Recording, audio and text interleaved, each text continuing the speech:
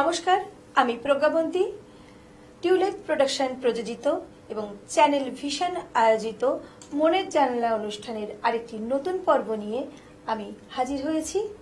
আজ আমাদের সঙ্গে রয়েছে মধুব্রতা নন্দী। নমস্কার।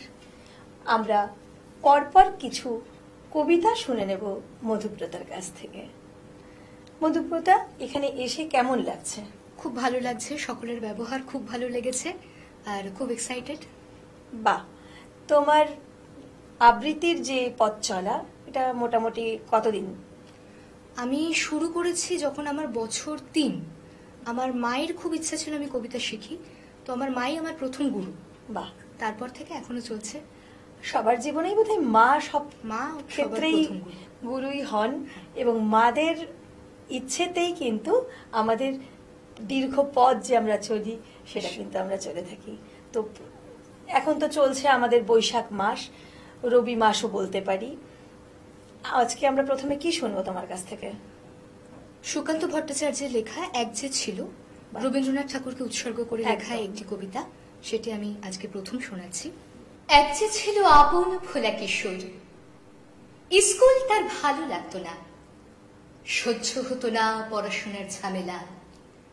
আমাদের চলতি লেখাপড়া সে শিখল না কোনো কালে, অথচ সে ছাড়িয়ে গেল সারা দেশের সবটুকু পাণ্ডিত্যকে।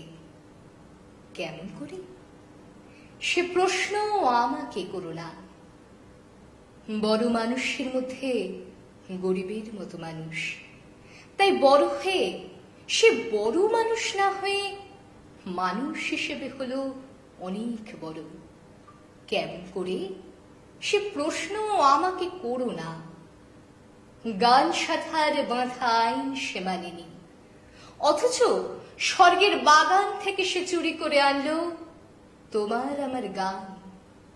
কবি সে, ছবি আঁকার অভ্যাস ছিল না ছোট বয়সে, অথচ শিল্পী বলে তিনিই পেলেন শ্রেষ্ঠ শিল্পীদের সম্মান।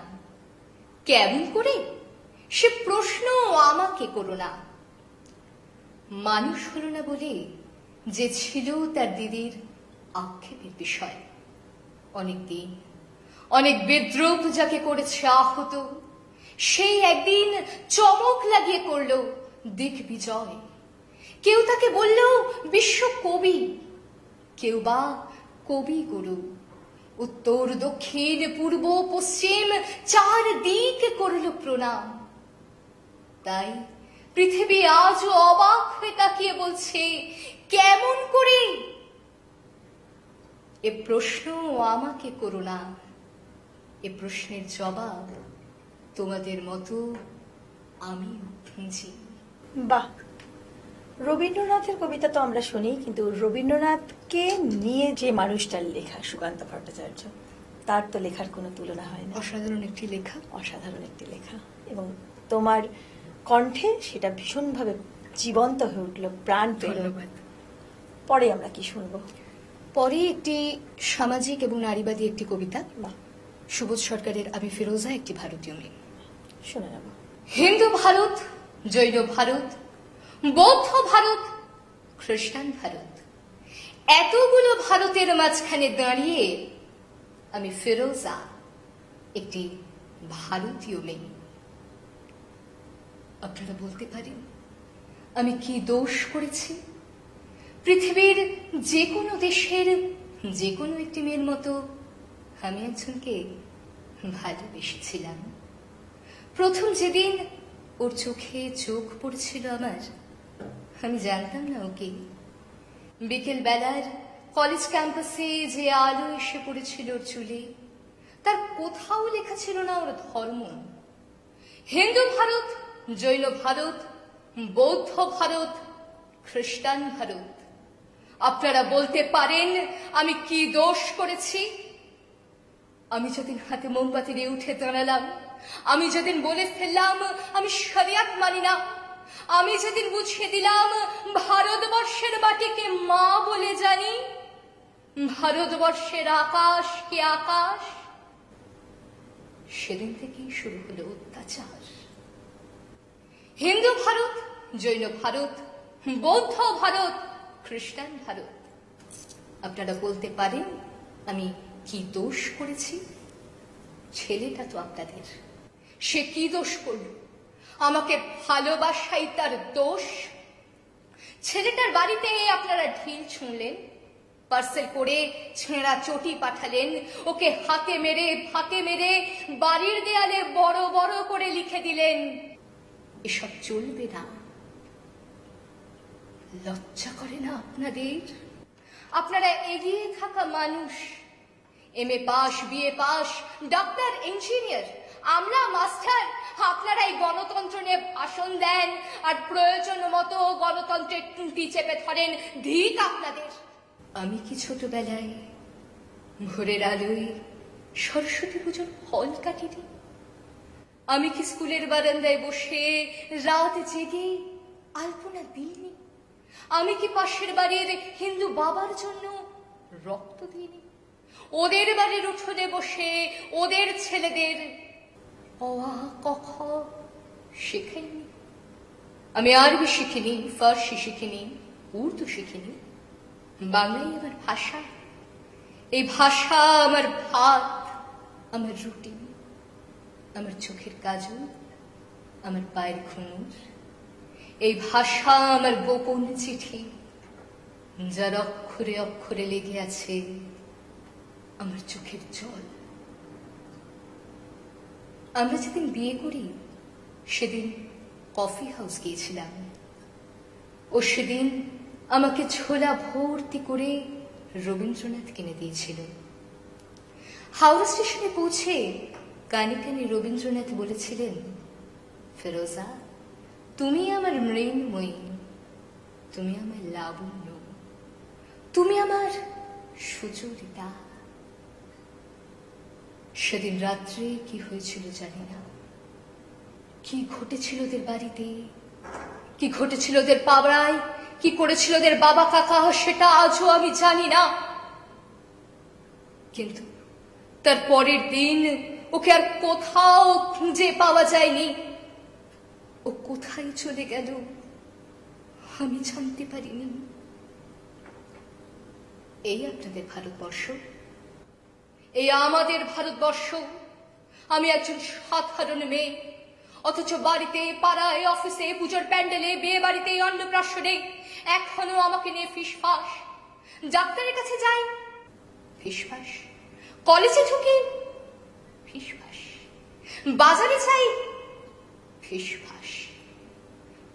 যে হাউসিং এ থাকি সেখানেও চলতে থাকে অবিরাম লুকোচুরি। ওটা লুকোচুরি নয়, ওটা ফিসফাস নয়, ওটা আপনাদের গভীরে লুকিয়ে থাকা এক একটা সুপ্ত গুজরাট। যদি আপনাদের হৃদয় বড় না করেন, আকাশের দিকে আপনারা যদি না তাকান, এই পুরা দেশে আরো আরো আরো অনেকগুলো পুরা গুজরাট তৈরি হবে। মানে আমি তো বাকরুদ্ধ হয়ে যাচ্ছি। আমার হাতের যে রোমগুলো খাড়া হয়ে যাচ্ছে। সত্যি আমাদের এই মুহূর্তে যে পরিস্থিতি ভারতবর্ষে, তোমার কবিতা ভীষণ প্রাসঙ্গিক। এবং সত্যি আমাদের বোধহয় মননে, চিন্তনে উন্নতিটা ভীষণ দরকার। শুধু আধুনিকতা নয়, শারীরিক আধুনিকতা, আমাদের মানসিক আধুনিকতা। আমাদের সবার প্রথমে মানবিক হওয়াটা খুব জরুরি। একদম ভীষণভাবে ভীষণ প্রাসঙ্গিক একটি কবিতা। এটার জন্য তোমাকে আমি খুব সাধুবাদ জানাচ্ছি। ধন্যবাদ। পরের কবিতা কি শুনবো আমরা, বলো? পরের কবিতায় চলে যাব সুনীল গঙ্গোপাধ্যায়ের একটি কবিতা, সুনীল গঙ্গোপাধ্যায়ের উত্তরাধিকার। শুনে নেব। নবীন কিশোর, তোমাকে দিলাম ভুবন ডাঙার মেঘলা আকাশ, তোমাকে দিলাম বোতামবিহীন ছেঁড়া শার্ট আর ফুসফুস ভরা হাসি। দুপুর রৌদ্রে পায়ে পায়ে ঘোরা, রাত্রির মাঠে চিত হয়ে শুয়ে থাকা, এসব এখন তোমারই।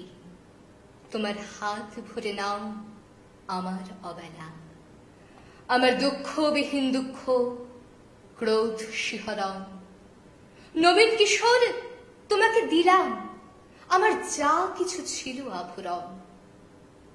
জ্বলন্ত বুকে কফের চুমুক, সিগারেট চুরি, জানালার পাশে বালিকার প্রতি বার বার ভুল পুরুষ বাক্য, কবিতার কাছে হাঁটু মুড়ে বসা, ছুরির ঝলস, গূঢ় অভিমানে মানুষ কিংবা মানুষের মতো আর যা কিছুর বুক চিরে দেখা আত্মহনন, শহরের পিত্তল পার করা অহংকারের দ্রুত পদপাত, একখানা নদী, দু তিনটে দেশ, কয়েকটি নারী, এ সবই আমার পুরনো পোশাক, বড় প্রিয় ছিল। এখন শরীরে আঁট হয়ে বসে, মানায় না আর। তোমাকে দিলাম নবীন কিশোর, ইচ্ছে হয়তো অঙ্গে জড়াও, অথবা ঘৃণায় দূরে ফেলে দাও, যা খুশি তোমার। তোমাকে আমার তোমার বয়সী সব কিছু দিতে বড় স্বাদ হয়। কি অদ্ভুত একটা আবেদন রয়েছে না এই কবিতাটার মধ্যে। অবশ্যই। মানে একটা নারী, তার যে আকুতি সেটা স্পষ্ট এখান থেকে বেরিয়ে আসছে।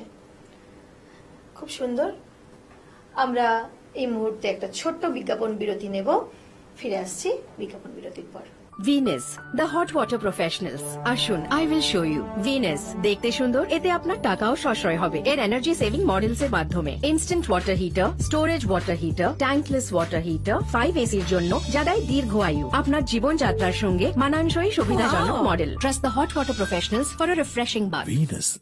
নমস্কার, আপনারা দেখছেন টিউলাইট প্রোডাকশন প্রযোজিত, চ্যানেল ভিশন আয়োজিত এবং নিবেদিতা দাস পরিচালিত আপনাদের অত্যন্ত পছন্দের অনুষ্ঠান মনের জানালা।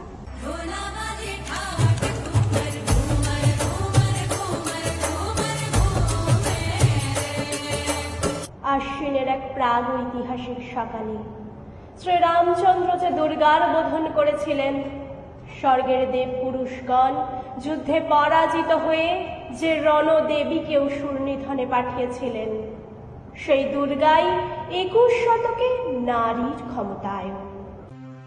তোমারই যেন ভালোবাসিয়াছি শতরূপে শতবার, জনমে জনমে যুগে যুগে অনিবার।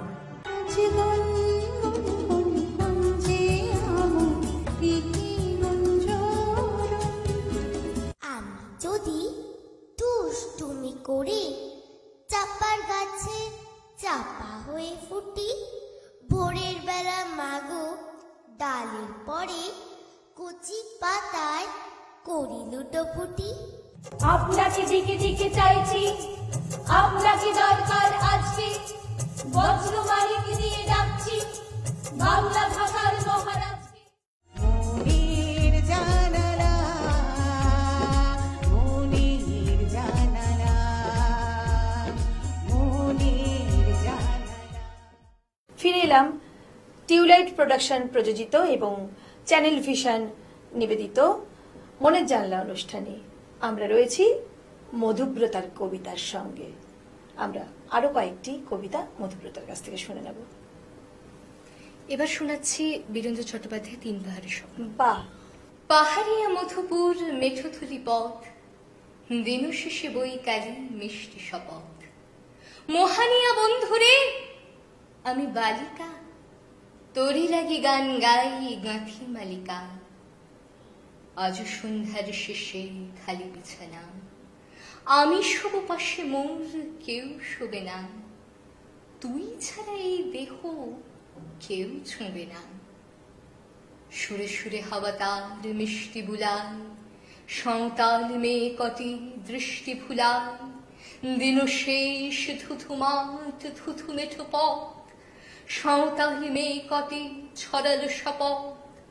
হাওয়ায় হাওয়ার মতো তাদের শপথ। আইনি তিনি আজ রাতে চাঁদ কুরানো মাঝরাতে, আবছা আলোর কান্নাতে মুখ রেখে তুই ঝরে ধারে ইয়া।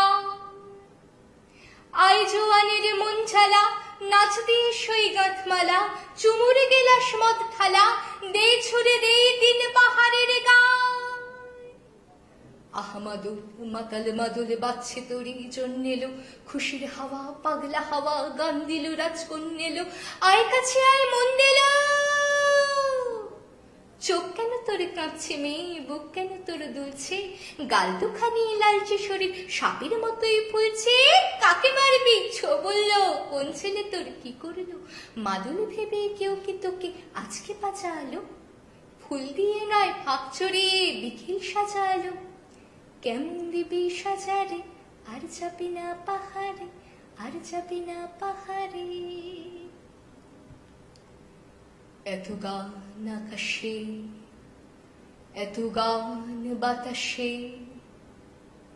সাঁওতাল মেয়েটির টিপ কপালে ছেলেটি পিছন তবু নিল কি বলে রাঙা ফুল মেয়েটির খোঁপায় জলে ছেলেটি বাজালো বাঁশি তবু কি বলে এত মত আকাশে এত মত বাতাসে নেশা যেন ধরে যায় ছেলেটির বাঁশিতে মনে হয় দোষ নেই ভালোবাসা বাসিতে তবে চাঁদ সরে যাও যাও তাহলে ও ছেলে পেছন তুই নিলি কি বলে পথ ভুলে গেছি মেয়ে খিলখিল হাসিতে শোন কোনো দোষ নেই ভালোবাসা বাসিতে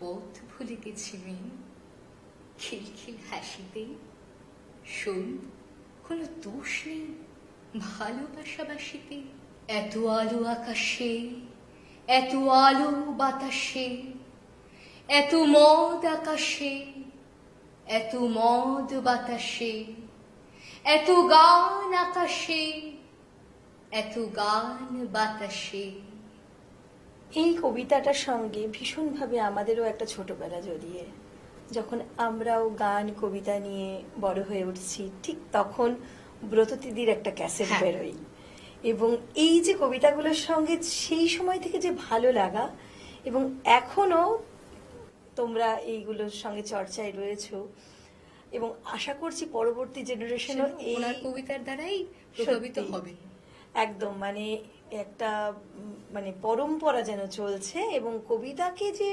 গল্পের ছলে বলা যায় এভাবে আপামর সকলের কাছে একটা সময় ছিল কি কবিতা খুব বড় বড় মানুষরা আবৃত্তি করতেন কিন্তু কবিতা পাঠ করা যায় এটা কিন্তু আমাদের ক্রমে উনি কবিতা বলেন এটা আমাদেরকে উনি শিখিয়েছেন এবং সত্যি এর জন্য ওনাকে আমাদের প্রণাম এবারে আমরা কি শুনবো মধুব্রতা এবার শোনাচ্ছি কবি জয় গোস্বামীর জল হাওয়ার লেখা স্নেহ সবুজ দিন তোমার কাছে ঋণ বৃষ্টি ভেজা ভোর মুখ দেখেছি তোর মুখের পাশে আলো ওমে তুই ভালো আলোর পাশে আকাশ আমার দিকে তাকা তাকাই যদি চোখ একটি দিকে হোক যে দিকে জ্যোৎস্নায় হরিণ হয়ে যায় হরিণদের কথা জানুক নীরবতা নীরব কোথায় থাকে জলের বাঁকে বাঁকে জলের দোষ না তো হাওয়ায় হাত পাতো হাওয়ার খেলা সে কি মাটির থেকে দেখি মাটিরই গুণ হবে কাছে আসুক তবে কাছে কোথায় দূর নদী সমুদ্র সমুদ্র তো নোনা ছুঁয়েও দেখবো না ছুঁতে পারিস নদী শুকিয়ে যায় যদি শুকিয়ে গেলে বালি বালিতে জল ঢালি সেই জলের ধারা ভাসিয়ে নেবে পাড়া পাড়ার পরে গ্রাম বেড়াতে গেছিলাম গ্রামের কাছে কাছে নদী শুয়ে আছে নদীর নিচে সোনা ঝিকোয় বালু কণা সোনা খুঁজতে এসে ডুবে মরবি শেষে বেশ ডুবিয়ে দিক ভেসে উঠব ঠিক ভেসে কোথায় যাব নতুন ডানা পাবো নামটি দেব তার সোনার ধান আর বলবো শোনো এই কষ্ট দিতে নেই আছে নতুন হাওয়া তোমার কাছে যাওয়া আরো সহজ হবে কত সহজ হবে ভালোবাসবে তবে বলো ভালোবাসবে কবে এই ভালোবাসাটারই বড্ড অভাব আমাদের মধ্যে এই ভালোবাসা সবার মধ্যে ছড়িয়ে যাক তাহলে পৃথিবীটা আরো সুন্দর হয়ে যাবে অবশ্যই একদম পর্বের শেষ পর্যায়ে চলে এসেছি আমরা পর্ব শেষের আগে তোমার কাছে শেষ কবিতা কি শুনবো? বৈশাখ মাস চলছে, আর কিছুদিনের মধ্যেই রবীন্দ্র জয়ন্তী, তাই শেষ করব রবীন্দ্রনাথকে দিয়ে। বাহ। কৃষ্ণকলি আমি তারই বলি, কালো তারে বলে গাঁয়ের লোক। মেঘলা দিনে দেখেছিলেন মাঠে, কালো মেয়ের কালো হরিণ চোখ। ঘোমটা মাথায় ছিল না তার মোটে, মুক্ত বেনি পিঠের পরে লোটে। কালো তা সে যতই কালো হোক, দেখেছি তার কালো হরিণ চোখ। কৃষ্ণকলি আমি তারে বলি। ঘন মেঘে আঁধার হলো দেখে, ডাকতে ছিল শ্যামল দুটি গান। শ্যামা মেয়ে ব্যস্ত ব্যাকুল পদে, কুটির হতে ত্রস্ত এলো তাই। আকাশ পানে হানি যুগল ভুরু, শুনলে বারিক মেঘের গুরু গুরু। কালো তা সে যতই কালো হোক, দেখেছি তার কালো হরিণ চোখ। কৃষ্ণকলি আমি তারে বলি। পূবে বাতাস এলো হঠাৎ ধেয়ে, ধানের খেতে খেলিয়ে গেল ঢেউ। আলির ধারে দাঁড়িয়েছিলে মেকা, মাঠের মাঝে আর ছিল না কেউ। আমার পানে দেখলে কিনা চেয়ে, আমি জানি আর জানি সেই মেয়ে। কালো তা সে যতই কালো হোক, দেখেছি তার কালো হরিণ চোখ। এমনি করে কালো কাজল মেঘ জ্যৈষ্ঠ মাসে আসে শান কোণে। এমনি করে কালো কোমল ছায়া আষাঢ় মাসে নামে তমাল বনে। এমনি করে শ্রাবণ রজনীতে হঠাৎ খুশি ঘনিয়ে আসে চিতে। কালো তা সে যতই কালো হোক, দেখেছি তার কালো হরিণ চোখ। কৃষ্ণকলি আমি তারই বলি, আর যা বলে বলুক অন্য লোক। দেখেছিলে ময়নাপাড়ার মাঠে, কালো মেয়ের কালো হরিণ চোখ। মাথার পরে দেয়নি তুলে বাস, লজ্জা পাবার পায়নি অবকাশ। কালো তা সে যতই কালো হোক, দেখেছি তার কালো হরিণ চোখ। কৃষ্ণকলি আমি তারে বলি। সত্যি এই কৃষ্ণকলিরাই কবিদেরকে বারে বারে প্রেমিক পুরুষ করে তুলেছেন। আর কৃষ্ণকলি যতবার আমরা শুনি, রবীন্দ্রনাথ যতবার আমরা শুনি, ততবার যেন আমাদের মনের মধ্যে তার অন্যরকম উত্তেজনা তৈরি হয়, আমাদের ভালোবাসা তৈরি হয়, ভালো লাগা তৈরি হয়। খুব ভালো থেকো, এইভাবেই তোমার চর্চা চালিয়ে যেও। তোমার ভয়েস কোয়ালিটি অত্যন্ত সুন্দর। আগামীর জন্য অনেক শুভেচ্ছা। আপনিও ভালো থাকবেন। ধন্যবাদ। খুব ভালো লাগলো এখানে এসে আপনাদের সকলের সঙ্গে পরিচয় করে, আপনার সঙ্গে পরিচয় করেও খুব ভালো লাগলো। ধন্যবাদ। এইভাবেই আমাদের সঙ্গে আপনারা ভালোবাসায় ভরিয়ে রাখুন। টিউলাইট প্রযোজিত এবং চ্যানেল ভিশন নিবেদিত মনের জানলা অনুষ্ঠানের আজকের পর্বের এখানেই ইতি। দেখা হবে আগামী পর্বে।